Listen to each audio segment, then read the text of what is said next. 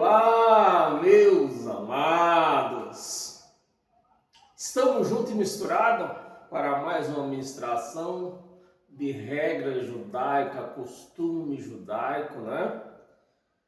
Aquelas regras que nos traz aprendizados para nós. Essas regras judaicas não é regras de lei de Moisés, mas sim aqueles costumes que todo país tem os seus costumes, né? O Brasil tem o seu costume, qualquer país tem um costume diferente dos outros. E os judeus, eles têm uns costumes, né? Firmado em conhecimentos da Torá, né? E com esses conhecimentos deles, tem dado certo, eles têm prosperado, né, financeiramente, porque os judeus, eles foram condenados, né, foram julgados, condenados no ano 70, muitos ignoram essa história, né, até eles mesmos, os judeus desse agora, também ignoram, mas a realidade que eles foram. Mas isso não impede deles prosperar, porque eles seguem as regras, lei de Deus, não lei de Moisés.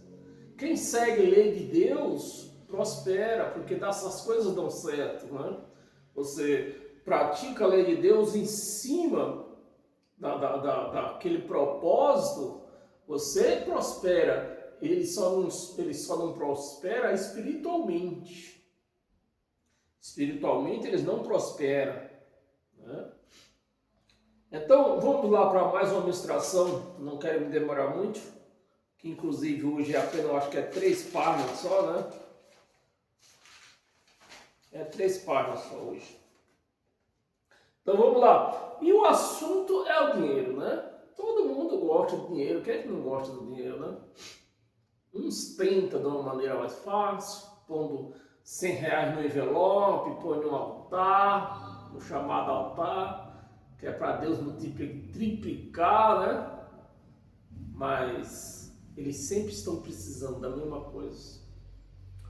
Na religião, o único que prospera é o pastor, é o dono da religião, é os únicos que prosperam. Os frequentadores não prosperam. Bem, vamos lá. Amados, está mais do que claro que o dinheiro é uma substância divina, né? Como eu já preguei, Deus nos colocou nesse reino e nos deu sustento. O sustento é o dinheiro. Com dinheiro você faz tudo, né? Você compra de tudo com dinheiro. Então Deus nos colocou nesse reino e também nos deu sustento. O dinheiro não é para pôr no envelope, pôr no altar dizendo que é para a obra de Deus. A obra de Deus ele já fez. Fazendo esse reino, né? Fazendo a terra, céus, mares, e pondo nós aqui nessa terra para cuidarmos desse reino. E o salário é o dinheiro. Então, o dinheiro é uma substância divina para que nós vivamos aqui. O dinheiro é um espelho de honra. É um espelho de honra. Então, quando você tem o dinheiro, você é bem visto. Você é conhecido por ser uma pessoa próspera. Então o dinheiro é o espelho de honra. Por mais que um homem seja desonesto, mas se ele tiver dinheiro, ele recebe honra. Nós vemos isso no nosso país. Hoje, nós chegamos a um ponto que aquelas pessoas que têm mais dinheiro arrumado através da mão leve, é os mais respeitados. Alguns aí viram até presidente. Pessoas que eram para estar na cadeia, é presidente. Por quê? O dinheiro deu honra para ele. E para outros tantos, né? Então, por mais desonesto que uma pessoa seja, se ele tiver dinheiro, ele recebe honra. Amados, não existe conceito entre dinheiro, não existe conflito, né? Não existe conflito entre o dinheiro e o espírito. Não existe conflito. É as religiões que faz esse conflito. As religiões diz que o dinheiro não é coisa de Deus. Mas eu tenho provado sempre o contrário. Não é? Então não há conflito entre dinheiro e espírito. O conflito está na ignorância. Está na ignorância. E na verdade. Aí está o conflito. Ignorância e verdade. Porque a verdade com o dinheiro é algo divino para o nosso sustento. Mas a ignorância religiosa diz que o dinheiro não é bem visto, vê o dinheiro como algo sujo, impuro. Mas os pastores não vê da mesma forma, eles pregam, você vê como é que acontece, os pastores pregam que o dinheiro é impuro, mas manda levar para onde? Para o altar. Para onde? No altar. Porque esse dinheiro no altar vai parar onde? No bolso deles. O caminho é o mesmo. O caminho é o bolso. Infelizmente, as pessoas não têm percebido essa farsa diabólica que existe aí, né? Então aí onde está o conflito? Na ignorância e na verdade.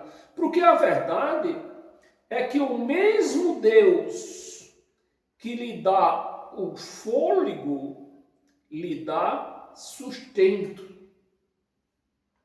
A mesma fonte que te trouxe a existência, não pode negar suas necessidades. Então, se Deus nos trouxe a essa terra, jamais Ele vai poder negar as nossas necessidades. Então logo você vê que o dinheiro é algo divino. É aquilo que nos cobre as nossas necessidades aqui nessa terra. Amados, se nós separar o dinheiro do divino, você está retirando o seu poder. Se nós separar o dinheiro do divino, de Deus, nós não estamos tirando o poder que Ele nos deu. Esse poder de nós viver aqui nessa terra. Então o dinheiro é algo poderoso. Mas quando unimos o dinheiro à lei do bem, permitimos que ele se multiplique. E a religião diz que serve a Deus. Né?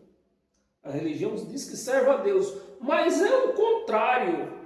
É Deus quem nos serve. É Deus quem nos serve. Não é nós que servimos a Deus. Se não me engano, em Isaías, tem uma passagem que diz que em que nós servimos a Deus? Se é Ele que nos dá vida, nos dá até o fôlego que nós respiramos, é Ele que nos dá. Então, nós vamos servir a Deus em quê?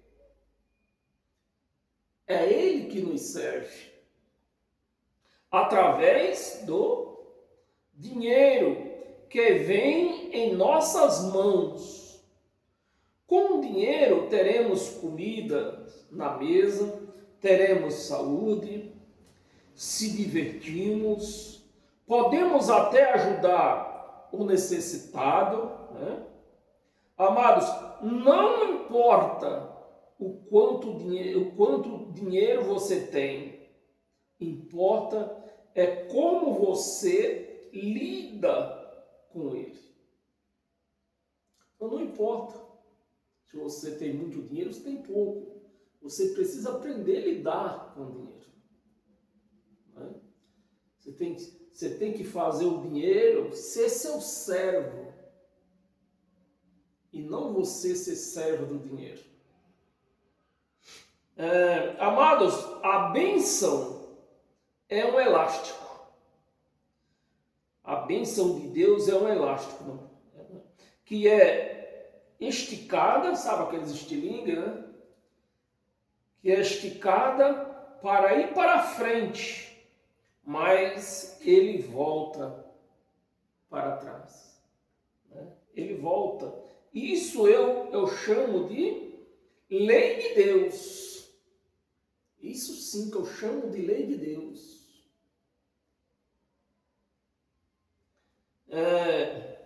Não depende de nós.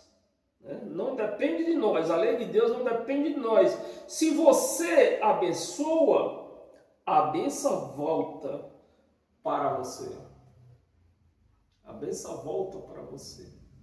Então a lei de Deus, a lei de dar é um dos primeiros mandamentos de Deus. Uma das primeiras leis. Que é, se você quer prosperar, aprenda a dar. E dá com alegria, não com obrigação. Se você amaldiçoa, ela volta para você. A maldição volta para você. Não se escarneça, meus amados. Não se escarneça com o que eu vou falar agora. Você sabe aquelas contas, aqueles boletos, em vez de você amaldiçoar, né? O povo tem um costume de amaldiçoar esses boletos do inferno. Os boletos malditos, todo mês chegam. Em vez de você amaldiçoar, abençoe os boletos, as contas que chegam para você. Você vê como contas, como boletos, mas na verdade são confiança. São confiança. E quem não gosta de ter uma confiança? Né?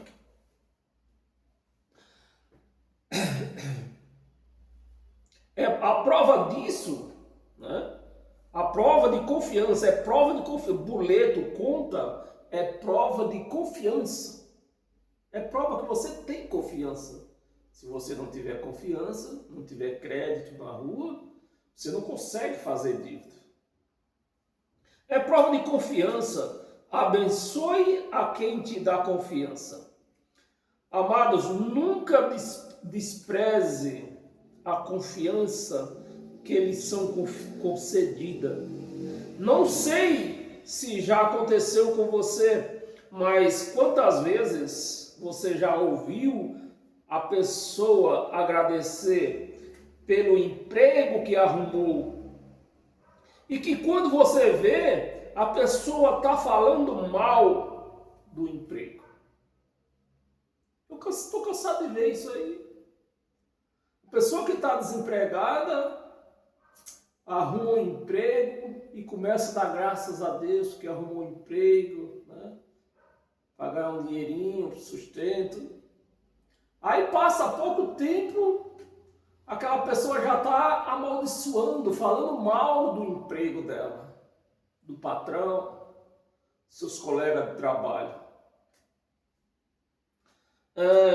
Amados, muito cuidado com as palavras que você pronuncia. A palavra não é apenas uma voz que soa, né? É uma ferramenta poderosa. Eu já expliquei isso em outros vídeos, né? A palavra é uma ferramenta poderosa. Talvez você até tenha esquecido disto. Lembre-se que Deus criou os céus, a terra e tudo quanto neles há com esta ferramenta, com a palavra. Com a palavra, Deus criou tudo em cima nos céus e embaixo na terra. E debaixo das águas e debaixo das águas. Deus criou com a palavra. E Ele te deu. Deus te deu esta palavra. E Ele te deu. Lembre-se que a maior obra de um engenheiro começa na imaginação. O engenheiro imagina. Ali começou aquele projeto. O projeto começou na imaginação. E você está esperando o quê? Deus te deu tudo. A palavra, a imaginação. Deus te deu a palavra, você sabe falar, e te deu a imaginação. Posso fazer uma pergunta, meus amados? Você tem coragem de pedir mais alguma coisa para Deus? Agora que você sabe, você está entendendo, caiu a ficha, que Deus te deu tudo na sua mão. Te deu a palavra, te deu a imaginação. Amados, pare e pense. Deus te deu a palavra, te deu a imaginação e te pôs como líder para você tomar suas decisões. Olha, nos deu a palavra, nos deu a imaginação, ainda nos pôs como líder para você tomar, para que nós venhamos tomar a nossa decisão, o que nós queremos fazer. Você quer mais do que isso? Você quer mais do que isso? Em vez de ficar falando bobagem, dizendo que a vida está ruim, por que você não põe em prática aquilo que Deus te deu? A palavra, a imaginação e a liderança. Decisões. E isso eu não chamo de sorte, chamo de lei de Deus. É o que eu chamo isso, de lei de Deus.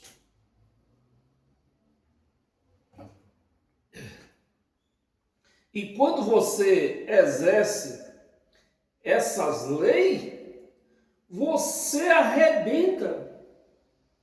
Você arrebenta quando você exerce elas. Amados, a lei de Deus não é guardar sábado, dar dízimo, muito menos se batizar nas águas. Isso é lei de Moisés, é mandamentos de Moisés. Você tem que saber discernir o que é lei de Moisés e o que é lei de Deus. Os mandamentos de Moisés eram uma maldição. A lei de Deus é bênção, bênção pura. Batismo nas águas. A lei de Deus está na mente. A lei de Deus está na mente. Né? Na mente de cada um de nós, resumida na fé, né? na fé, na coragem, na determinação, seguida da palavra. Atenção, seguida da palavra. E imaginação. Esse conjunto de lei é o termômetro, né? Esse conjunto de lei é o termômetro para a sua vida. Se você o usa, você prospera. Os judeus são prósperos porque eles usam a lei de Deus. Por isso que eles são prósperos. Você usa para a sua vida. Quanto mais você exercer, mais prosperidade você terá em toda a área da sua vida. E falando sobre lei de Deus, eu quero te alertar de uma coisa, preste muita atenção, meus amados. Falando de lei de Deus, eu vou até repetir, falando de lei de Deus, eu quero alertar você para uma coisa. Você, principalmente, você que é crente, você que é um crente evangélico, religioso, preste atenção no que eu vou te falar. No que é a lei de Deus. Um alerta, uma coisa que faz parte da lei de Deus. E essa coisa que eu vou te falar é destruidora. Ela é destruidora. Se você começa a raciocinar, você vê família destruída por conta disso aqui. Família que não tem paz por conta disso aqui. Casamento acabado por conta disso aqui. Pessoas doentes que às vezes não encontram nem cura por conta disso aqui. Porque isso aqui é destruidora. Você precisa aprender isto. E você precisa se livrar disso que eu vou te falar. Então, a lei de Deus, essa é a destruidora. É igual aqueles gafanhotos. Quem lê a Bíblia? Você tem lido a Bíblia? Você já leu o livro do profeta, acho que é Oséias, onde ele fala dos 4 gafanhotos. Um destrói, outro arrebenta e não deixa nada. Após isso que eu vou lhe mostrar, vou te falar agora, é pior do que os 4 gafanhotos de Oséias, do profeta Oséias. Eles destroem essa coisa, isso que eu vou te falar, destrói a vida de cada um que tem isso na sua vida. Você precisa se livrar o mais depressa disso aqui. Os gafanhotos do livro de Oséias, todos juntos, né? Os 4, o profeta Oséias fala dos 4 gafanhotos. Um que come, outro que corta, outro que destrói e não deixa nada. Pois isso aqui que você tem na sua vida, se você é um religioso principalmente, e você tem isso na sua vida, e você precisa se libertar disso aqui urgente. Todos juntos, livre-se dela. É por conta desse item da lei de Deus,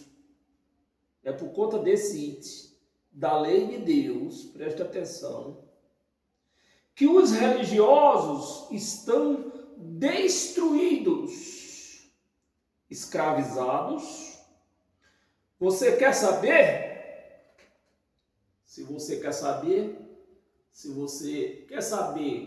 você está sentado, então deite, para não correr ainda o risco de cair.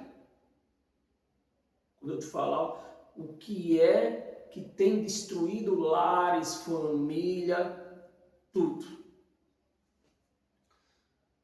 Esses escandalizados, escravos, né? Quer saber? Chama-se culpa. É a culpa que destrói lares, destrói tudo. Casamento, doença na família, tudo o culpado é isso aqui, ó. A culpa. Você precisa se livrar da culpa. Mas não se desespere. Basta fazer isso que eu vou te recomendar para que você destrua a culpa. Pois a culpa é uma coisa que destrói lar, mata, né? Mata tanta gente que, por exemplo, aqui entre nós, entre as nossas amizades, há mais de 8 dias atrás, teve um rapaz que foi destruído, morreu, se matou. Por que ele se matou? Com certeza a culpa estava na mente dele, ocupando ele, a mente dele. Foi a culpa que o levou ele à morte. E assim como ele, muitas das pessoas, tem acontecido com muitas pessoas, têm morrido, têm se suicidado, têm desmanchado o casamento, pessoas que abandonam pai, abandonam mãe, pessoas que estão doentes, vão no médico, o médico não descobre o que ela tem. Tudo isso, tudo que ele faz é a culpa. Renuncie, faça isso, né? Renuncie, preste atenção, renuncie todas as leis de mandamento de Moisés. Os religiosos não acreditam nisso.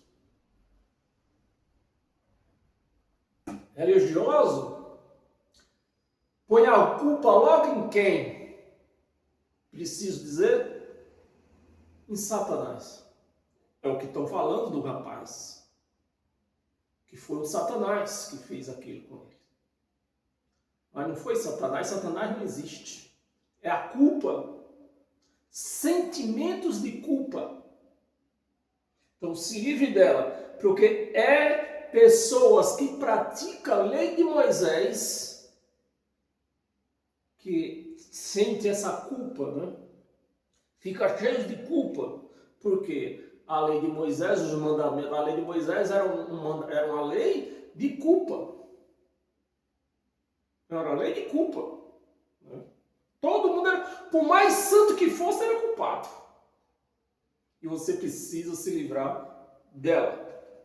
O mandamento de Moisés. Assuma, abrace, como bênção para a sua vida, as leis de Deus. Então, as leis de Moisés, os mandamentos de Moisés, se destrua eles. Desligue ele da sua mente. Tudo quanto é lei de Moisés, batismo nas águas, jejum, buscar Deus em monte, buscar Deus onde ele não está, na igreja. Tudo isso faz parte da lei de Moisés, dos mandamentos de Moisés, que tudo era culpa. E você precisa se livrar disso para que você viva em paz. E no lugar da lei de Moisés, assuma a lei de Deus, que já está na sua mente.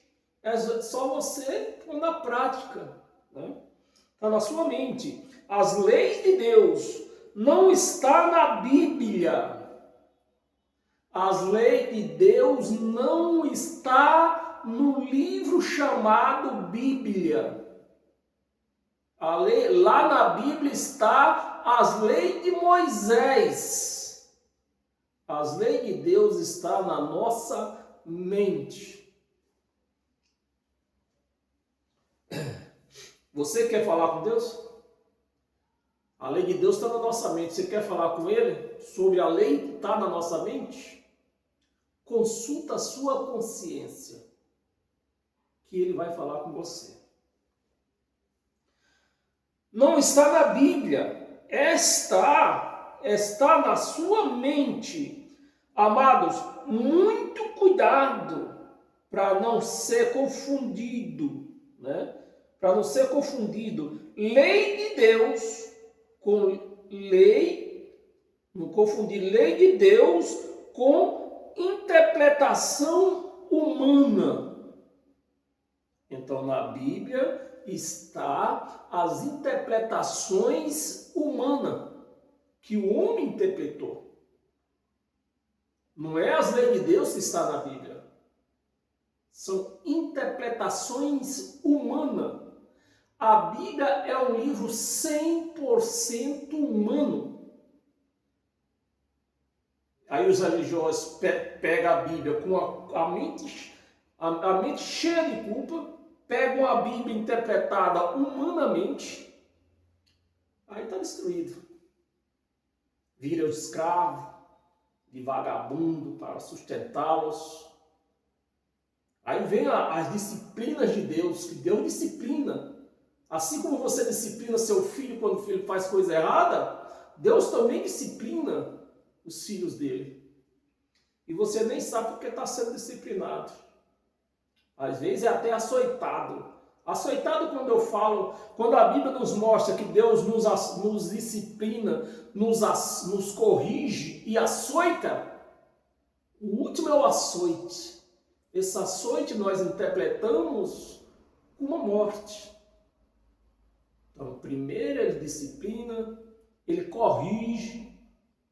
Filho, não faça assim. Filho, não... Na Bíblia está escrito, não vá me buscar na igreja que eu não estou lá. Os crentes vão buscar ele lá.